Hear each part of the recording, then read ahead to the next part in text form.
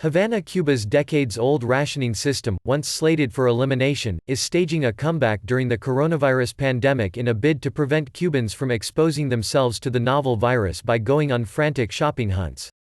The communist-run island nation last month closed its borders to travelers, shuttered schools and ordered the use of face masks in a bid to contain the novel virus, sending doctors and medical students to monitor the population.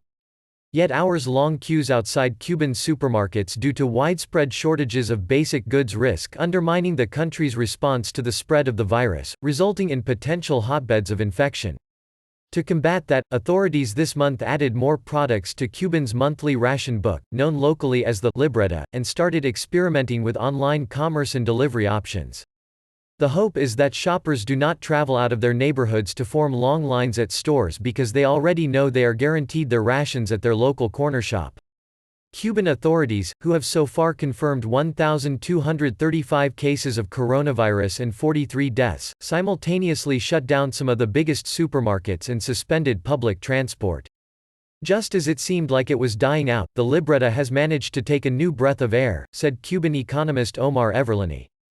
Cuba introduced the libreta shortly after the late Fidel Castro's 1959 leftist revolution, to ensure a survival level of heavily subsidized staples like rice, beans, sugar and coffee for everyone in the face of U.S. sanctions. When Fidel's younger brother Raúl Castro took over as president in 2008 and started tentatively liberalizing the Soviet-style economy, he called the ration book outdated and went about cutting the number of items that were rationed.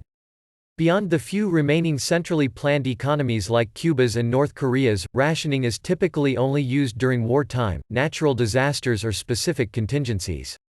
Raúl Castro's aim was to eventually eliminate broad subsidies in favor of more targeted welfare. Yet shortages of basic goods that have worsened of late due to a decline of aid from ally Venezuela and tighter U.S. sanctions have made it difficult to eliminate the libreta altogether. Panic shopping in view of the pandemic has forced supermarkets worldwide, including in some U.S. cities, to introduce their own informal rationing by putting limits on the amount of basic supplies like toilet paper and hand sanitizer that shoppers can buy in one trip. In Cuba, some products such as laundry soap and washing up liquid are being added back onto the government-issued ration book, albeit at market rather than subsidized prices, while people are now allowed more rations of chicken. This chicken means we don't have to go to stand in enormous queues, said Havana resident Margarita Morejón, cutting up chicken in her kitchen. It's not much, but it helps us get by. Cubans complain the rations are still insufficient, and the state, which only started rolling out internet to the public a few years ago, has started opening some virtual stores as another alternative. But its systems crashed in the first week due to the high demand and remain highly unstable even as authorities say they are working on upgrading them. I have been trying to pay for my shopping for 72 hours, wrote would-be customer Claudia Valle Perez on the Facebook page of state business corporation Cimex, which runs the virtual stores.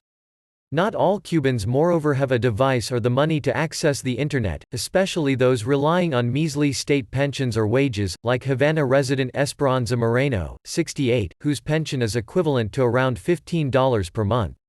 She said the old-fashioned libreta is like a lifeline in these times of virus.